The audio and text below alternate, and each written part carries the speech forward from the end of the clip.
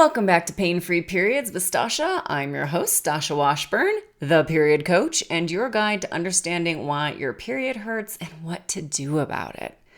Over the last 2 episodes, we covered in episode 1, the 4 root causes of period pain, in episode 2, the estrogen-progesterone balance and why it's not just about too much estrogen.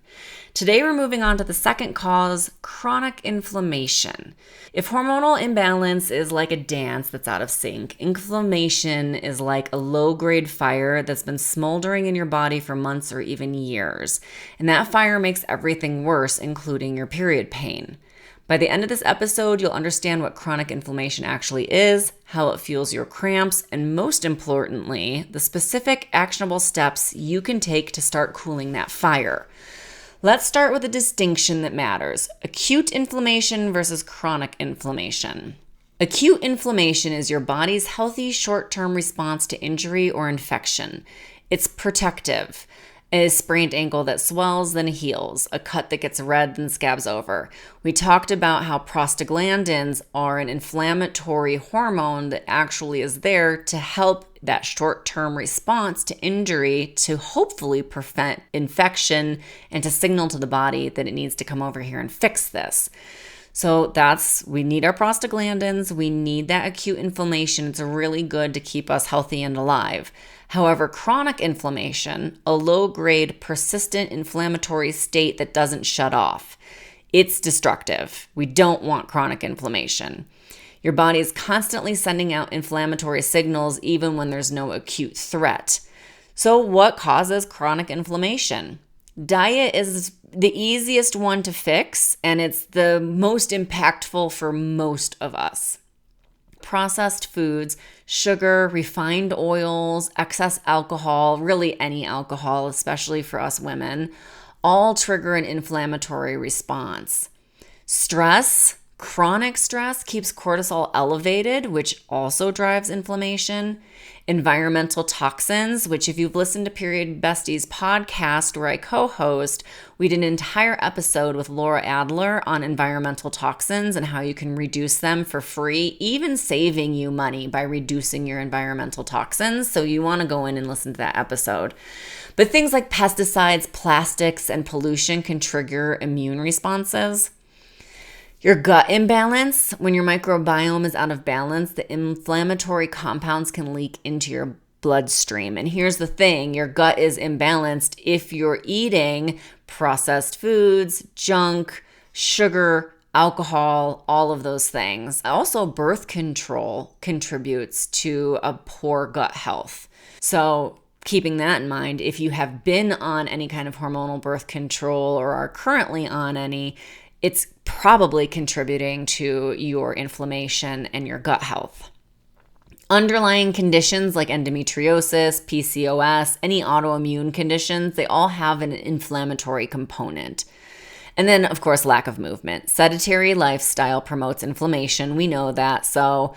What we don't maybe know is that too intense exercise can also spike it. So I always tell clients, no cardio. Lift weights, stretch, strength training, but no cardio. If I have never had a client who didn't have too much stress. So getting that stress reduced meant getting them out of the gym and off of the treadmill before we did pretty much anything else. It was like, let's just start right there. This is the easiest one. Get off the treadmill, go to the weights. Boom. Right there, we're eliminating a layer of stress and therefore a layer of cortisol issues.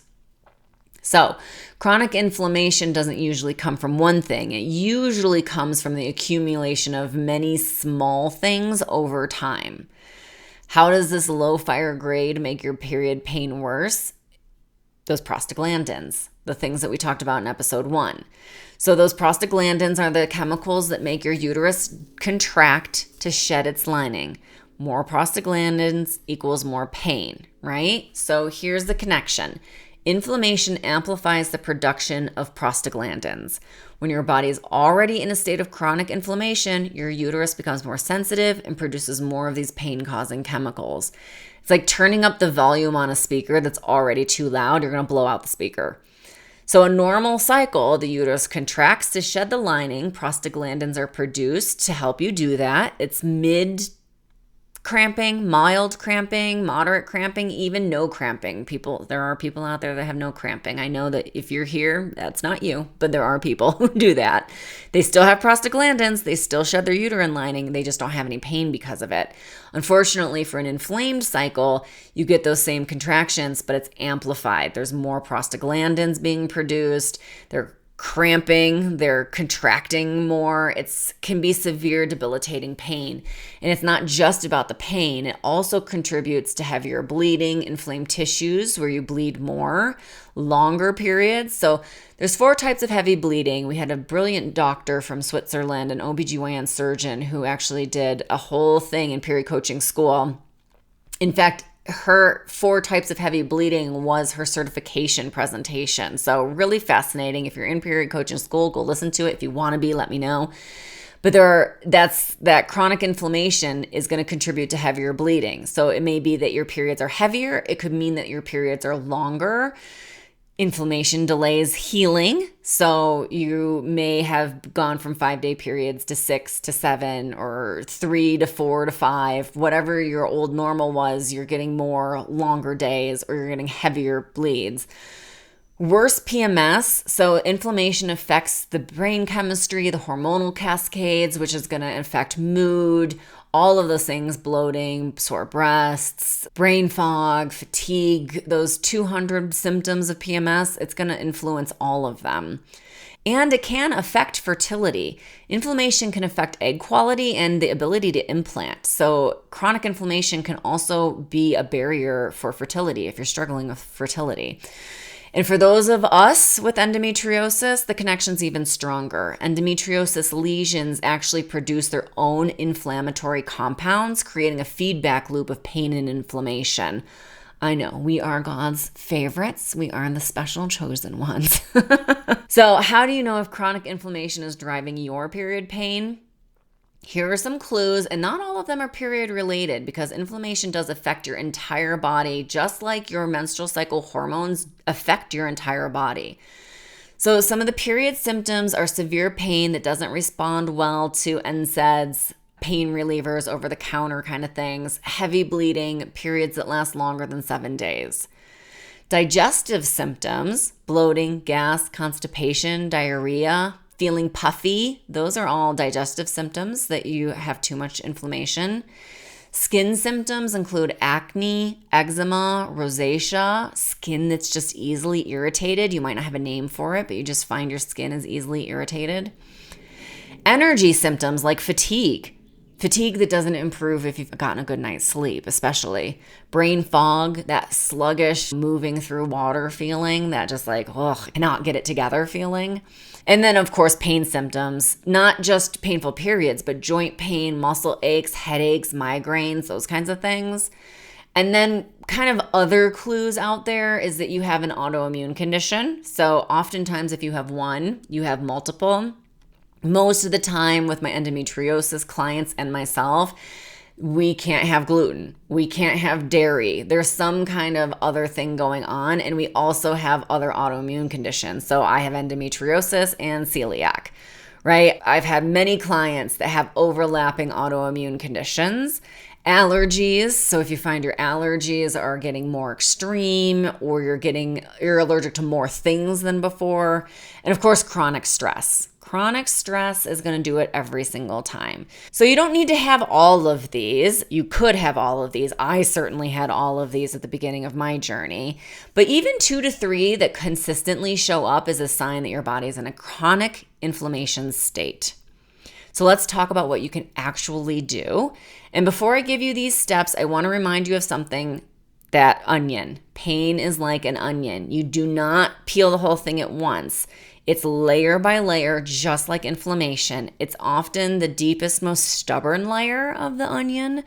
It's the layer that's been building for years through diet and stress and environment and life. So be gentle with yourself. You don't have to do all of these things at once. Pick one action, one layer of the onion, and start there. Here's the framework I use with most of my clients to cool that chronic inflammation. Step 1, anti-inflammatory nutrition. I'm a health coach. I have been studying food most of my life, so food is absolutely what your cells are made of. If you think about food and your body, every single cell in your body is made by the food you bring into your body. There's not a cell in your body that's not created by you eating, your body breaking down what you ate into amino acids, the vitamins, the minerals, the nutrients, rebuilding them into the cells that you need in your body. And I mean your hormones, everything, every single thing that is in your body is based off of the food that you're eating. So you are either eating foods that cool your inflammation or heat your inflammation. There's very little that's in between, and you're literally built out of what you eat. So this is why I start with food with a lot of people. Unless you have disordered eating patterns, then we might start somewhere else.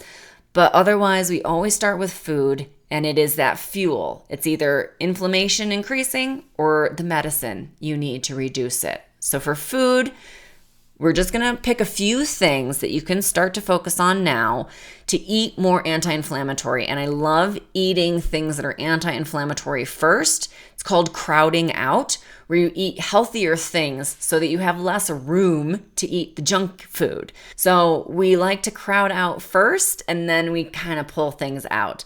So things like leafy greens, I know you're not going to be surprised by that, but eating your leafy greens, the darker the better, the bitterer the better. Spinach, kale, Swiss chard, mustard greens, dandelion greens. If it's dark and leafy, eat it.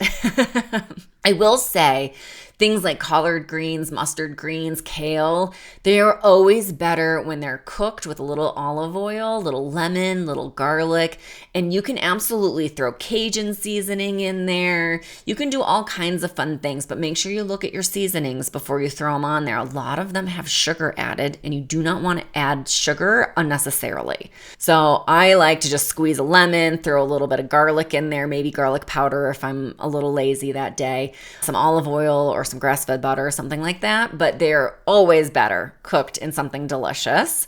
Fatty fish, salmon, sardines, mackerel, those little tinned fish, they're very good for helping reduce inflammation in the body. It's the Mediterranean diet basis, and that is the default diet. That is the best diet for us as human beings. So try and get those in. We actually keep tinned salmon. Trader Joe's sells a great one for a great price.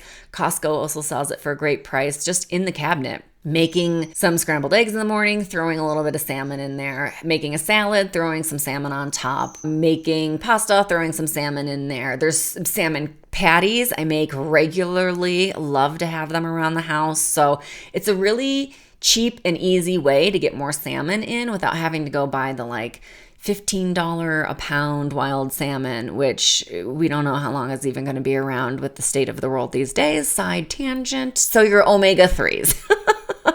Berries like blueberries, raspberries, blackberries, those have a lower sugar impact, so a lower glycemic index.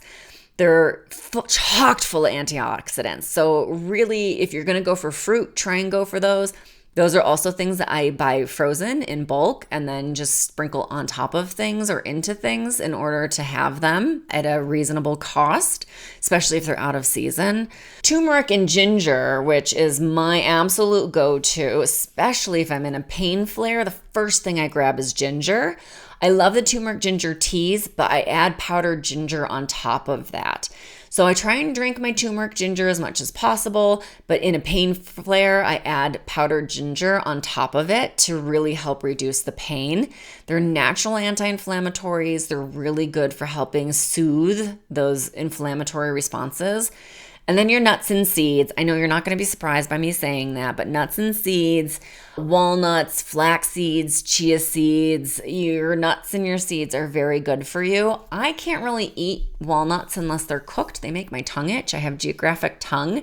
Also pecans. So I do a lot of almonds, cashews, pistachios are my absolute favorite nut. So You want to just make sure you're getting in those things. I seed cycle, so I get my flax seeds in with my seed cycling, and chia seeds I'll throw in a smoothie or I'll make chia seed pudding, especially in the summer when it's nice to have something cold and easy to eat in the fridge. Green tea, rich in antioxidants. We have decaf green tea. People with endometriosis often find they're extra sensitive to caffeine. We're kind of extra sensitive to everything. So we often find that caffeine is, once you get out of it, once you've detoxed from it, you can kind of feel it aggravating things. I'll have the decaf green tea so that I'm not irritating an already irritated body. Just what I do. You don't have to follow what I do. If you're good with green tea and it's not bothering you, it seems like it's very good, stick with it. But I have definitely found, and several of my endo clients have found, that just caffeine irritated everything and it made the pain worse. So you probably won't notice it at the beginning. It's certainly one of the things that you have to get rid of over time and see results. But I have had clients who got rid of caffeine and their next cycle was less painful. So it's worth a try. Although if you have some kind of other issue like gluten intolerance or dairy intolerance, oftentimes you have to get rid of those before those other little things make a difference. So it's depending on where you start. Now, once we've crowded out the inflammatory foods with our anti-inflammatory foods, we want to eat less of those inflammatory foods, which is obviously going to be refined sugar and sweets. I'm so sorry, but the more sugar you eat, the more inflamed you are. One of my favorite ways of knowing if you are overloaded on sugar is if beets taste like dirt. Beets should taste sweet. They should almost taste too sweet. So if you're eating beets and you're thinking, boy, these aren't sweet, you're eating too much sugar, wherever it's coming from. In fact, when I did my very first real sugar cleanse, I was juicing as well. And I had a deal with the local juice bar. They would give me a juice once a day as part of the deal, and they gave me a ABC, apple, beet, and carrot juice, and I had to return it after one sip because I was like, this tastes like candy, straight up like sucking on a lump of sugar. It was so gross. That's when I realized I had truly processed the sugar out of my system. So if beets taste bad to you, you have too much sugar. Bring down the sugar. And every time I do a food cleanse, and I do this sometimes for fun, for free in my Facebook group, just for funsies. I do have a $7 food and flow thing where it walks you through how to reduce some of these things like caffeine and sugar and whatnot. And the last time I did it, there was a woman who was like, oh no, I hate beets. You're right. They taste like dirt. And 2 weeks in, not even 2 weeks, maybe. It was in the first half. We do 4 weeks. In the first half, she was like, okay, I can already taste beets are better. That's how quick it worked for her. So she did a smashing success in that 4 weeks of getting rid of the sugar. And she said at the end, she will be consistently eating beets around her period because it's a great food to help support your period.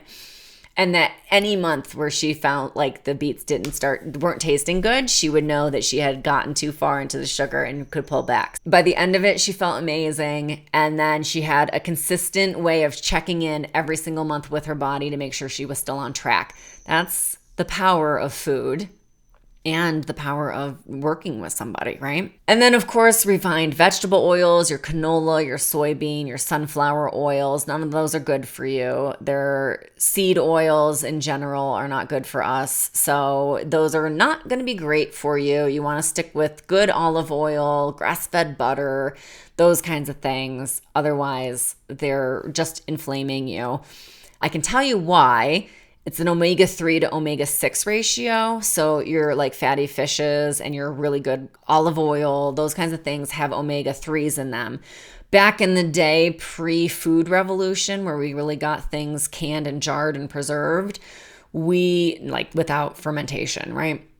We had a more equal 50 to 50, 3 to 6 ratio for our omegas.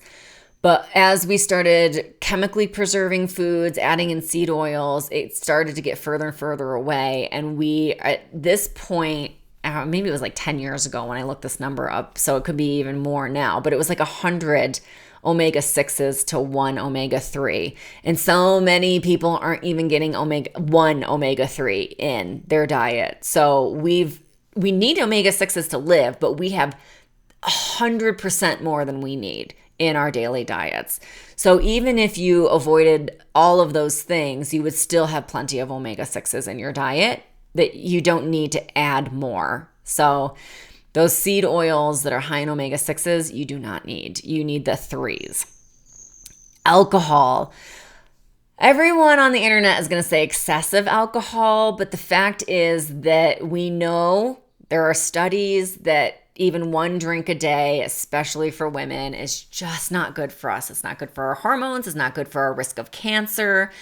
Breast cancer risk goes up. Like, it's incredible how much alcohol affects us. So, not to be a teetotaler, I mean, I do have a glass of bubbly at New Year's, and I have a glass of red wine if I'm going out for a nice fancy dinner or on Thanksgiving. But the rest of the time, there's just no alcohol. So join the young people and stop drinking. Go to your dispensary. But get rid of the alcohol. It's not doing you any favors. I quit drinking alcohol a long time ago before there was even such a thing as a mocktail. And so I would just go and get a soda water with lemon and a splash of bitters, and I would just walk around with it. And everyone thought I was drinking, even though I wasn't. It was a great way when I was bartending. I had so many tricks to look like I was drinking when I wasn't, just so that people would leave me alone. You can absolutely, if you're feeling self-conscious, let people think what they will without having it affect you. It's a beautiful system. And then these two, dairy and gluten, are 2 things that I see consistently with my endometriosis clients and most of my painful period clients. It's usually gluten or cow dairy that is making the biggest impact in their body. So remove them for 30 days, at least 1 menstrual cycle before you decide. 2 would be even better. But try them for a couple of menstrual cycles, getting rid of just 1. Just pick 1 and start there. And I will say, if you are leaning heavily into something, that's probably the problem. One of my very first endometriosis clients ate dairy. She had yogurt, cereal with milk, something very dairy for breakfast. Her lunch was often a baked ziti or a lasagna or something that was like 90% cheese. And then dinner was the same thing. It was often like mac and cheese or something very cheese, dairy heavy. And I just looked at her diet and immediately said, you have a dairy allergy. She did not believe me. She insisted on doing other things. She ended up in the hospital because her pain was so bad, maybe the second cycle we were working together. And her emergency room doctor said we should do an allergy test. Thankfully, great emergency room doctor sent her to get an allergy test, and she, of course, popped for dairy. He was like, you have got to quit eating anything with dairy. It's causing havoc in your body. You are reacting with huge inflammation to it. So she came back and said, you were right. It was the dairy, and I am going to try it now. So, and after that, she had much less painful periods.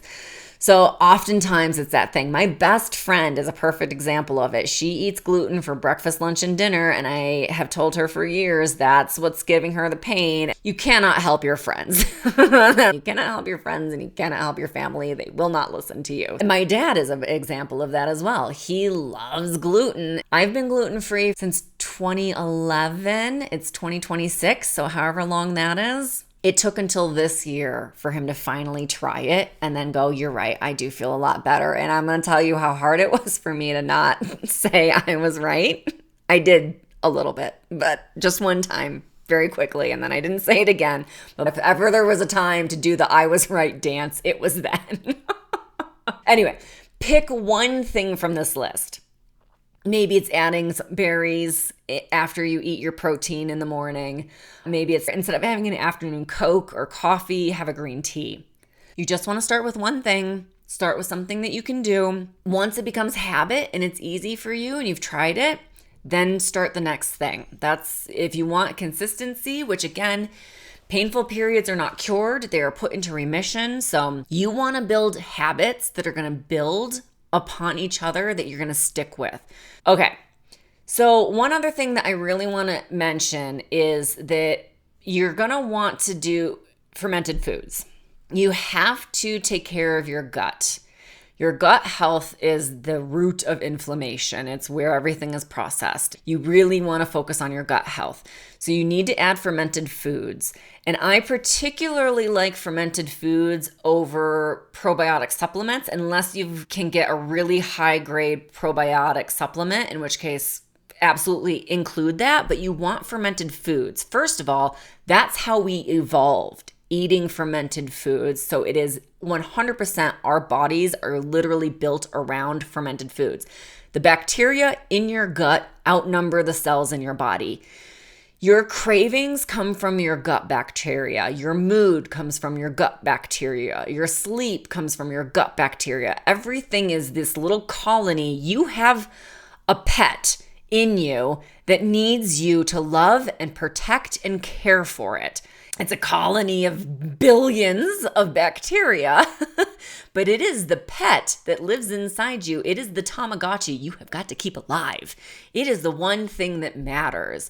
You need to keep your gut bacteria happy. You need to feed it properly. You need to take it out for walks, water it. Like, you really need to think of it as a pet that you are caring for, and love it like you love your cat, your dog, your parrot, whatever it is that you have. So fermented foods, sauerkraut, kimchi, yogurt. I particularly suggest goat or sheep yogurt over cow yogurt, simply because there is some resistance for cow milk for us as human beings. We're just not really built to do it, but goat or sheep is much better for us. Kefir, those are always good. Kvass. There's so many ways that you can get in fermented foods, and they're not an entree. They're a condiment. Kimchi, right? If you go to a Korean restaurant, you get a little bowl of kimchi to go with your dinner.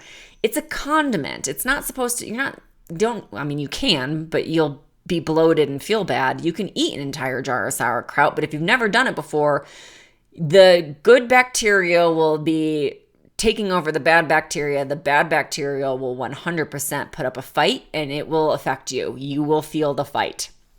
So start slow, add in a little bit of condiment, those kinds of things. And you need increased fiber, because that is what feeds your gut bacteria, right?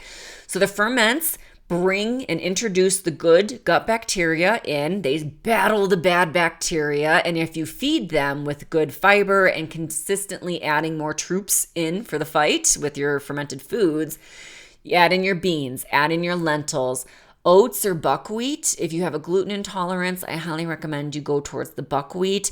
But if you love oats and you can get them gluten-free, do it. Vegetables, your cruciferous veggies that we talked about last time, broccoli, cauliflower, green beans, all of these things feed your good gut bacteria. So you really want to make sure that you are absolutely fueling your good gut bacteria. And then I also mentioned last time that if you refrigerate your not as good for you, like white potatoes are not as good for you as sweet potatoes are. Rice, it's a little bit higher in sugar and less high in protein and carb. But if you refrigerate them, they create that resistant starch, and then you can eat them later, even warm, and you'll get resistant starch, which helps go further into your gut to help build and support that good gut bacteria throughout your entire gut. You got to water your pets. So water supports the mucosal lining of your gut. You want your pets to have a nice bed to rest in. You need to stay hydrated. I live in New Mexico on the top of a mountain outside of Albuquerque, so it's dry. So I add a little coconut water to my morning water. I have my warm water with lemon, and then my water bottle is filled with water that has maybe the top eighth of it. I top off with coconut water and drink that, and that has made a huge difference in how hydrated I am through the day. Now, step 3 is managing your stress, because of course, stress causes inflammation. And we will dedicate a whole episode to stress and the nervous system. But for now, I just want to say stress equals inflammation. So if you're chronically stressed, Your body is always in fight or flight mode, and that always keeps your inflammatory pathways turned on so that they're ready at any moment. So if you're dealing with chronic stress, do some deep breathing. Do 5 minutes of diaphragmatic breathing. That means relaxing your belly, breathing into your belly so that your diaphragm, you have 3 diaphragms in your body. There's one that's basically separating your lungs and your digestive tract.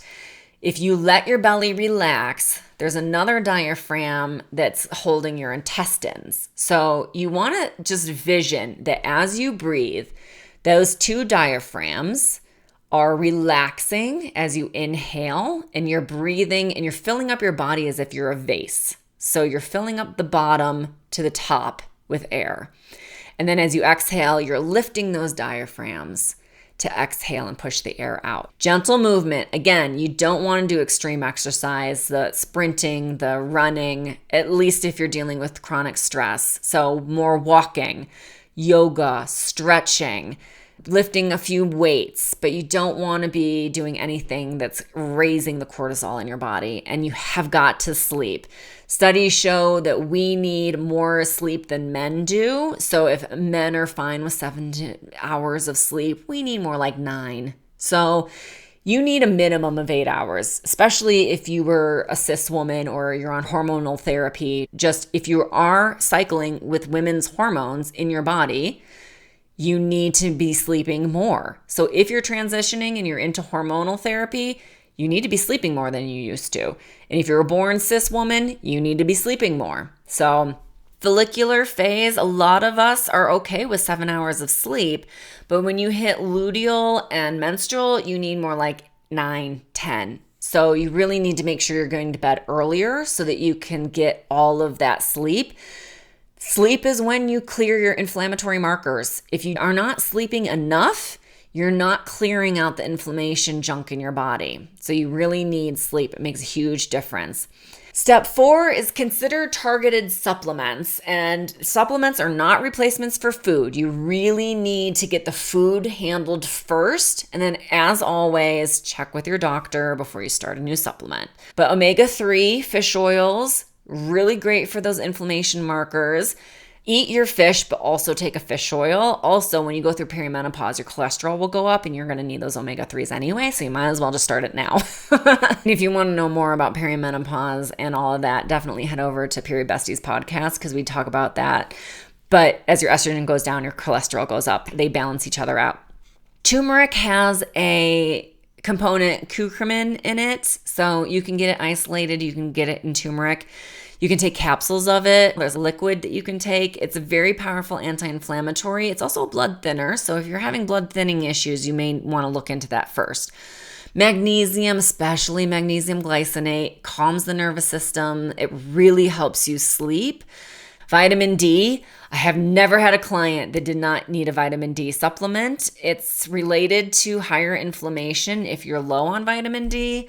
So your action steps for this week. Pick one layer from any of these steps above. Just one. That's it. Just start one. So for example, adding that serving of leafy greens to your daily routine. Maybe it's taking 5 minutes for deep breathing before you get out of bed. Maybe it's switching to a high quality omega-3 supplement. Just pick one thing. Do that one thing for this menstrual cycle and notice how your next period feels. Chart. Free chart. I have a free chart you can use forever.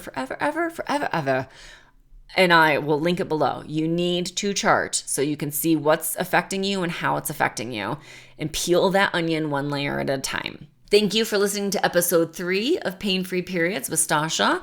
A quick recap today. Acute inflammation is protective. Chronic inflammation is destructive. Chronic inflammation amplifies prostaglandins, making period pain worse. Signs include severe pain, heavy bleeding, digestive issues, skin problems, fatigue, and joint pain. Action steps are about cooling the fire, anti-inflammatory nutrition, gut support, stress management, targeted supplements, and your action step for this week is to pick just one and start there. Next week, we're diving into the third root cause, nutrient deficiencies.